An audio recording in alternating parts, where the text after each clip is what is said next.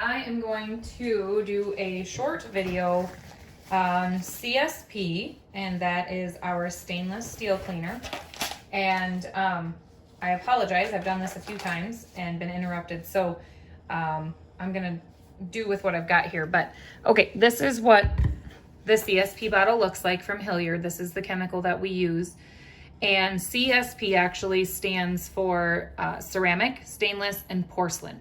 So those are the three main surfaces that this is really great product for. So ceramic, think ceramic tile, stainless steel, sinks, and porcelain, toilets and tubs, okay?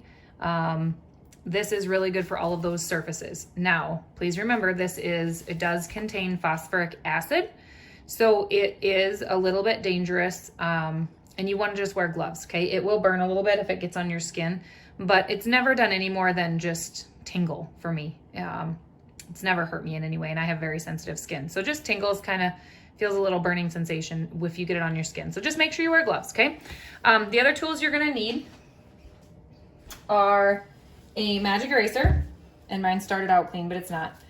A scrub brush to get in all your little grooves, and a metal scrubby. Now the metal scrubby is only for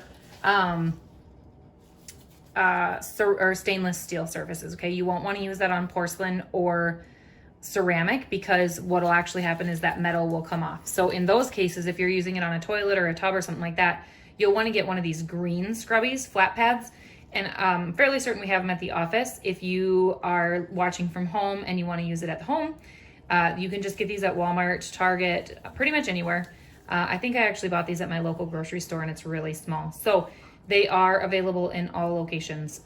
But this is really good. I have hard water here, and my toilet gets streaks actually very quickly. And this works really well on that, okay?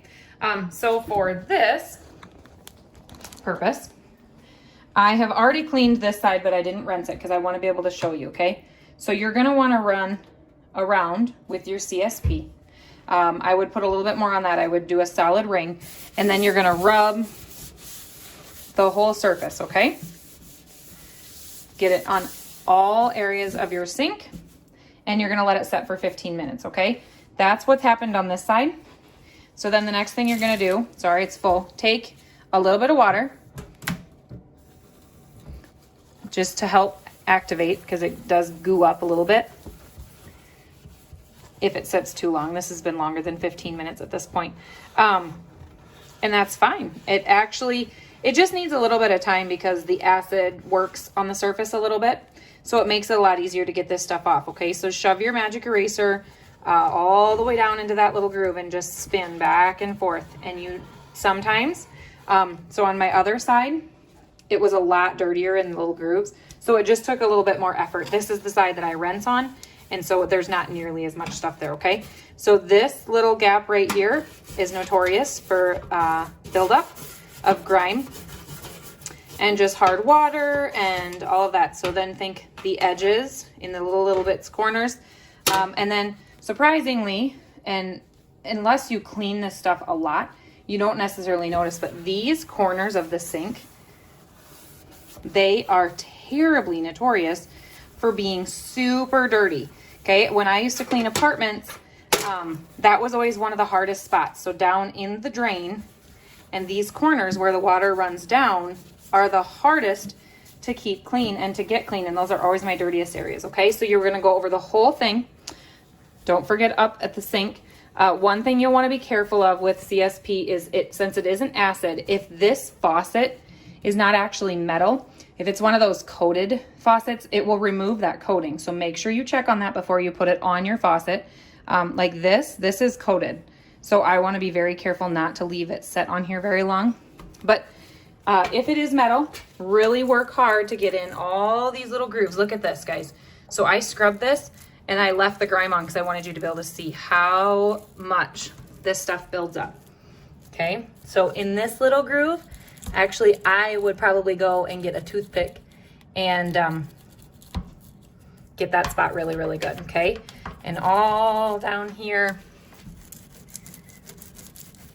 And then don't ever, whoops, sorry, you're gonna see that dirty counter. don't ever forget back in this spot. Okay, I love to play the game. You've probably heard me say it. I love to play the game. Where does dirt hide? Okay, remember, if you're in the bathroom, you sit on the toilet and go, what do people look at while they're sitting here going to the bathroom? That's where I need to find the dirt. Let that door close because dust and dirt build up behind the doors, right? So same thing goes here. The dirt and the water actually, when you wring out your stuff and you turn this faucet on and off, the water actually sets here, okay? So that's gonna be one of your dirtiest spots. These corners, okay, where you might keep your sponges, things like that. Those are the spots to really watch for, okay? Okay, now I really wanna show you rinsing. And rinsing is like the biggest key to using CSP because it will leave a white film if you don't, okay? And this is how I rinse my sink after I'm done doing dishes all the time anyway. And I learned this from my mother-in-law. Sop and wet rag and just run it down the sides and then work your way down, trying to hold and do this at the same time. So I apologize if you're getting seasick.